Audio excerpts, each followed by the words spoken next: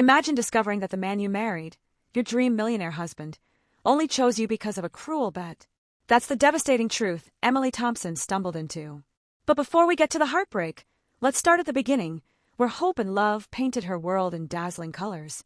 Emily grew up in a quiet Ohio town, the kind where gossip spreads faster than wildfire. As a kid, she was heavier than her classmates, and they never let her forget it. Cruel nicknames, snickers in the hallways, eyes that judged her every step. It hurt deeply. She'd stand in front of her bedroom mirror, tugging at her clothes, wishing she could shrink into someone else. But Emily was a fighter. She poured her energy into school, acing her classes, earning a scholarship to a top art school. By her late 20s, she was a talented graphic designer, living in Chicago with a cozy apartment and a tight-knit group of friends. She built a life of dignity, learning to carry herself with grace despite the world's harsh gaze. Dating, though? That was trickier. Men often passed her by, chasing a certain look she didn't have. Still, Emily held on to hope, believing love would find her when the time was right. Enter Nathan Hargrove. Picture the ultimate heartthrob, tall, with piercing blue eyes and a smile that could charm a room. He was the heir to a tech empire, dripping with wealth. Think private jets, penthouse suites, and a wardrobe straight out of a magazine. They met at a glitzy charity gala where Emily was designing the event's branding. Nathan, the guest speaker, spotted her across the room. He didn't just notice her, he zeroed in, asking about her work, laughing at her quick wit. For the first time in forever, Emily felt truly seen, not judged. His attention was like sunlight breaking through clouds. Her friends weren't so sure. "He's too good to be true," her best friend, Mia, said over coffee, eyebrows raised. "Guys like that don't go for, well, you know." Emily's mom was gentler but just as skeptical, asking, "Sweetie, are you sure he's serious?" Their doubts stung, but Emily pushed them aside. Why couldn't this be her fairy tale? Nathan wasn't like the others. He listened, really listened, and made her feel like she was enough, more than enough. She wanted to believe in love in him. Their romance swept her off her feet. Nathan whisked her to candlelit dinners at rooftop restaurants, the city's skyline sparkling below. He surprised her with weekend getaways, a vineyard in Napa, a beach house in the Hamptons, where they talked for hours, his hand in hers. Grand gestures came naturally to him, a bouquet of roses delivered to her office with a note that read, "To my muse," a private plane ride to New York just to see a Broadway show she'd mentioned once. Emily's heart soared. She'd never laughed so freely, never felt so adored. Nathan didn't just make her feel beautiful, he made her feel like the only woman in the world. Have you ever trusted someone completely, only to later realize they were hiding a secret? How did it change the way you saw them? Before we dive deeper, a quick note: these stories take countless hours of research, writing, and editing to bring to life. If you'd like to support us and hear more stories like this, please consider subscribing. It means the world. But as Emily fell deeper, something darker loomed just out of sight, waiting to shatter her perfect illusion. Emily's heart was still racing from the whirlwind of Nathan's love, and then came the moment that felt like it sealed her fairy tale forever. Picture this: a moonlit garden on Nathan's sprawling family estate, fairy lights twinkling in the trees, a string quartet playing softly in the background. Nathan led her to a gazebo draped in white roses. He dropped to one knee, his eyes locked on hers, and pulled out a velvet box. Inside was a diamond ring that sparkled like a star. "Emily," he said, voice thick with emotion, "you've made me believe in forever. Will you marry me?" Her breath caught. Tears welled up as she nodded, whispering yes. The quartet swelled, and he swept her into his arms. It was perfect, too perfect, like something scripted for a movie. In that moment, Emily felt like her life had finally begun. Their early married life was a dream she never wanted to wake from. They honeymooned in Santorini, Greece, where turquoise waters lapped against whitewashed cliffs. Nathan rented a private villa, and they spent days lounging by the infinity pool, sipping wine, laughing over nothing. Back in Chicago, he moved her into his sleek penthouse, with floor-to-ceiling windows overlooking the city. He surprised her with a home office, complete with a custom desk for her graphic design work. Every morning, he'd leave a handwritten note. Simple things like, "You make my world brighter." Emily felt cherished, like she'd finally found her place. Nathan showered her with gifts: designer dresses that hugged her curves, weekend trips to Paris or Aspen, extravagant dinner parties where he'd toast to "my incredible wife." For the first time, Emily felt like she belonged in his glittering world. Her insecurities, the ones that had haunted her since childhood, seemed to fade in the glow of his affection. She'd lie awake at night, his arm around her, thinking, This is what love feels like. But then, small cracks began to appear. Nathan's humor, once charming, started to carry a bite. At a restaurant, he'd tease her for ordering dessert, saying, "Gotta keep my girl in check, right?" with a wink. She'd laugh, but it landed like a pebble in still water, rippling unease. His friends didn't help. At their lavish parties, they'd give her odd looks, half smirks, quick glances exchanged when they thought she wasn't watching. One night, a friend named Derek clapped Nathan on the shoulder and said, "You're killing it, man," with a chuckle that felt too pointed. Emily brushed it off, telling herself it was just guy talk, nothing more. Nathan was her safe harbor. She didn't want to question him. But those moments lingered, like shadows creeping into sunlight. The contrast between them grew sharper. Emily poured her heart into their marriage, sharing her fears, her dreams, her past struggles with body image. She'd tell him how she'd fought to love herself, how his love made her feel whole. Nathan would nod, hold her close, promise she was his everything. But there were hints of something else, arrogance lurking beneath his charm. He'd dismiss her opinions casually, like when she suggested a new art project for his company's branding. "Stick to your sketches, babe," he'd say with a grin. "Business isn't your thing." His phone buzzed constantly, messages he'd angle away from her, claiming they were work stuff. Once, she caught a glimpse of a flirty text from someone named Lila, but he laughed it off as a client joking around. Emily's trust held firm, but it was starting to feel like gripping sand, slipping through her fingers the tighter she held on. Something darker was brewing, though she couldn't yet see it. Nathan's grand gestures kept her dazzled. A surprise yacht trip, a diamond bracelet for no reason at all. But those red flags, his sharp-edged jokes, his friend's strange vibes, were like whispers of a storm on the horizon. Emily wanted to believe in the fairy tale, but doubt began to creep in, quiet but persistent. Was this love as perfect as it seemed, or was she missing something crucial? The illusion was holding, but barely, like a glass teetering on the edge of a table. Do you think grand gestures always mean true love, or can they sometimes be a distraction from the truth? Emily was about to find out. One evening, as she approached Nathan's study during one of his private gatherings, she overheard laughter, sharp, mocking, and aimed straight at her heart. Emily thought she was living a fairy tale, but one evening, everything changed. She'd come home early to surprise Nathan at one of his private poker nights, arms full of appetizers for his friends. As she approached the study door, laughter spilled out, loud, cruel, and cutting. She froze, heart pounding, when she heard the words that would shatter her world. "Nate, you're a legend," one of his buddies crowed. "Marrying an obese chick for a bet? Ball's a move, man. That $1,000,000 is yours." Another voice chimed in, slurring with alcohol. "The look on her face when she finds out. She'll never know it was all a game." Nathan's laugh joined the chorus, sharp and smug. "Easiest money I ever made. She's sweet, sure, but it's hilarious how clueless she is." The tray slipped from Emily's hands, crashing to the floor.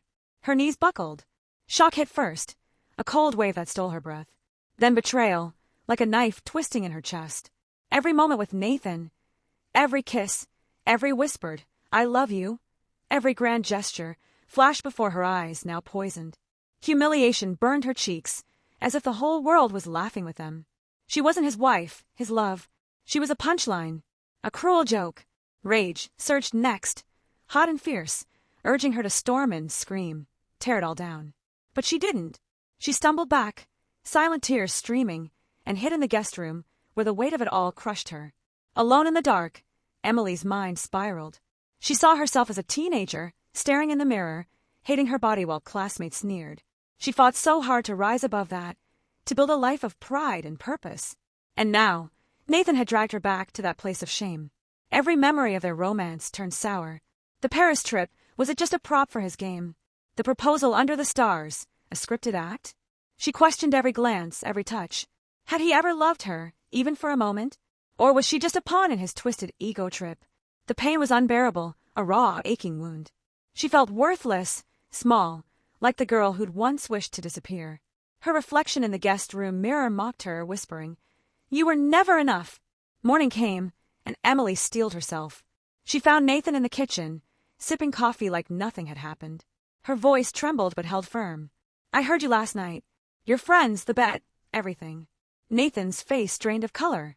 He tried to laugh it off. "Babe, come on, it was just dumb talk. Guy stuff. You're overreacting." But his eyes betrayed panic.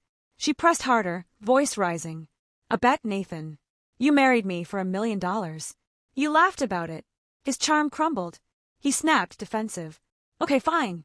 It started as a stupid bet, but I fell for you. Doesn't that matter? His words were hollow, dripping with entitlement, as if his feelings erased her pain.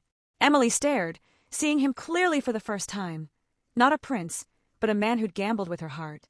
The confrontation left her reeling, caught in a storm of emotions. Part of her wanted to believe he'd come to love her, to cling to the fairy tale she cherished. But another part, the stronger part, screamed that she deserved better. She felt like a fool, but worse, she felt betrayed by her own trust. Every sweet moment now seemed like a lie, a calculated move to keep her in the dark. Her heart waged war with itself, the love she felt for him against the humiliation of being his trophy, his joke. She withdrew, moving to the guest room permanently. Silence became her shield as she watched Nathan with new eyes. Days turned into weeks, and Emily's pain sharpened her focus. She noticed things she'd ignored before. Nathan's phone, always buzzing, always angled away from her. A flirty text from Lila he brushed off as a colleague. Now she wondered. His late nights at the office that left no trace in his work calendar. The way his friends avoided her gaze, their smirks replaced by awkward silence when she entered a room. She started piecing it together, like a puzzle she'd been too blind to solve. Nathan wasn't just arrogant. He was careless, leaving cracks in his perfect facade. The man who'd made her feel cherished was a liar, and the lies ran deeper than the bet. But in that darkness, a spark ignited. Emily's rage wasn't just anger, it was resolve. Staring at her reflection one night, she whispered to herself, "I'm not your punchline, Nathan." The girl who'd once cowered under judgment was gone. In her place stood a woman who'd survived too much to be broken. She wouldn't let him win. She wouldn't be the victim in his story. The seeds of revenge took root, quiet but fierce. She'd make him feel the weight of what he'd done, not with screams or tears, but with something far more calculated. If you found out your partner betrayed you in such a cruel way, would you walk away immediately, or would you plan a way to make them regret it? Emily wasn't walking away, not yet.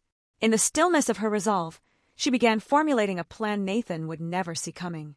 Emily had endured enough. The betrayal cut deep, but it forged her into something unbreakable. She decided to turn the tables, not with loud accusations, but with quiet precision. First, she learned Nathan's weaknesses. Personally, he thrived on admiration, especially from his shallow circle of friends who fed his ego like oxygen.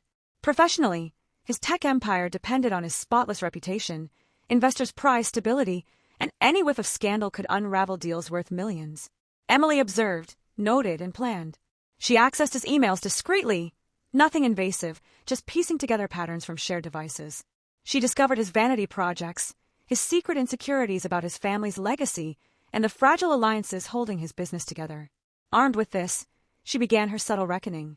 It started small, at a cocktail party Nathan hosted for his inner circle. Emily, once the quiet wife in the background, stepped forward. She steered conversations effortlessly, sharing amusing anecdotes about Nathan's quirks, like the time he lost a big bet on a golf game, twisting it to highlight his recklessness. His friends chuckled at first, but Nathan's smile faltered. "She's joking," he said, but the seed was planted. Then came the public humiliations. At a high-profile gala for tech innovators, Emily, accidentally, mentioned Nathan's funny old college bets in front of key partners. "Oh, he loves a good wager," she said innocently, her eyes sparkling with feigned affection. Whispers spread. Investors exchanged glances. Nathan tugged at his collar. Face reddening as compliments turned to cautious questions. One partner pulled him aside. "Everything solid at home, Hargrove." Nathan stammered assurances, but the damage was done. His untouchable aura cracked. Emily refused to play the obedient wife anymore. She took control of their social world. She started hosting dinners herself, inviting his friends and colleagues without his input. At one such event, she dominated the table, her graphic design stories captivating the room. When Nathan tried to interject with his usual bravado, she gently redirected. "Let me finish, dear. Your turn next." The room laughed, but it was at him, not with him. Nathan sat there, visibly shaken, his fork clattering against the plate. His confidence, once a shield, now felt like a cage. She orchestrated outings where she'd forget important details, like rescheduling a client meeting he needed, making him arrive flustered and unprepared. In front of his buddies, she'd reference inside jokes from his poker nights, hinting at secrets without spilling them. "Remember that bet you won big on," she'd say with a wink. Their smirks faded, unease settled in. Nathan's world, built on illusion, was crumbling under her steady gaze. As the weeks wore on, Nathan began to fracture. Guilt gnawed at him first, late nights staring at the ceiling, replaying Emily's distant eyes. He saw the hurt he'd caused, but pride kept him silent. Embarrassment followed, a constant flush on his cheeks. Friends distanced themselves. One even texted, "Dude, your wife's got you on a leash." Business calls grew tense. Partners delayed investments, citing personal concerns. Desperation set in. Nathan bought her flowers, jewelry, anything to recapture the old spark. "Let's talk," he'd plead, but Emily's responses were cool, calculated. "About what?" she'd ask, forcing him to squirm. He drank more, slept less, his charm eroding into irritability. The man who'd gambled with her heart was now losing everything, piece by piece. The turning point came on a stormy evening in their penthouse. Rain lashed the windows as Emily set the stage. She'd invited a few of his closest friends over, under the guise of reconciliation. But as drinks flowed, she dropped subtle bombs, mentions of that old bet that made them shift uncomfortably. Nathan pulled her aside, voice low. "What are you doing?" She met his eyes, calm as steel. "I know everything, Nathan. The bet, the $1 million, the joke about marrying the obese woman. I've known for months." His face crumpled, color draining. "Emily, she cut him off. "I'm no victim. You thought you could play me? Watch me play you." The revelation hit like thunder. He staggered back, realizing her every move had been deliberate. The friends in the next room fell silent, overhearing fragments. Nathan's empire of lies collapsed in that moment. The high emotional climax unfolded right there, raw and unrelenting. Nathan dropped to his knees, tears streaming. "I'm sorry," he sobbed, voice breaking. "It started as stupidity, but I love you. Please forgive me." Emily stood tall, her own eyes glistening but resolute. He begged, clutching her hands, spilling confessions. How the bet was a drunken dare, how he'd fallen for her but let ego win. But as he poured out his soul, realization dawned. He destroyed not just her trust, but his own life. Friends abandoned him mid-party, murmuring excuses.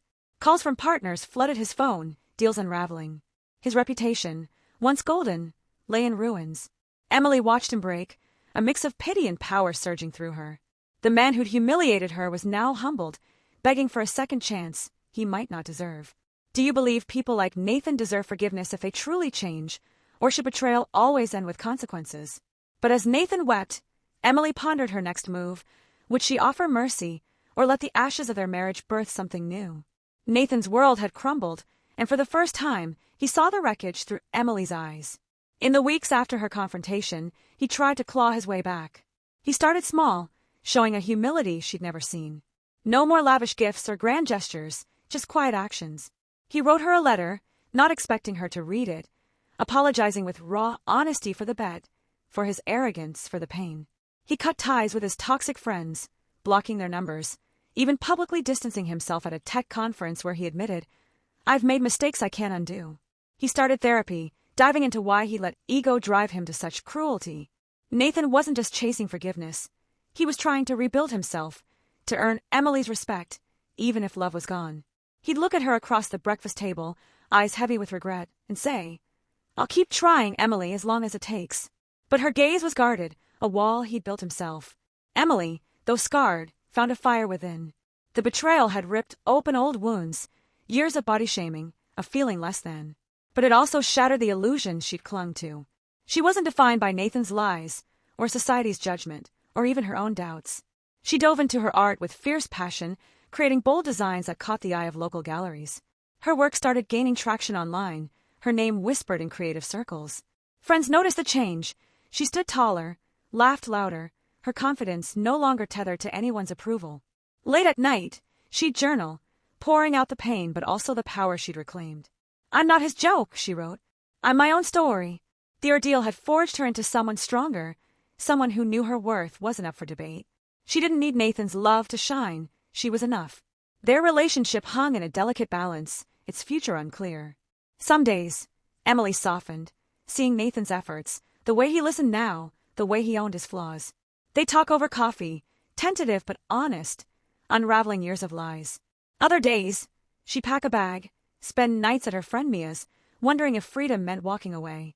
Did they rebuild, brick by painful brick, finding a new kind of love rooted in truth? Or did Emily choose herself, stepping into a life where no one could dim her light? The answer wasn't clear, and maybe that's the point. Life isn't always tidy endings. It's messy, real, and full of choices. Their story left echoes, inviting us to wonder what path they took. The moral of it all cuts deep. Love built on lies will always collapse, like a house of cards in a storm. Nathan's betrayal was a cruel foundation, destined to crack. But from that rubble, Emily found resilience, a strength she might never have discovered without the pain. Betrayal doesn't just break you, it can spark growth, forcing you to rebuild better, stronger on your own terms. It's a reminder that trust is precious, but self-worth is sacred. Emily's journey wasn't just about surviving Nathan's cruelty, it was about thriving beyond it, proving that even the deepest wounds can lead to new beginnings. What's the most powerful lesson you take from this story about love, trust, or betrayal?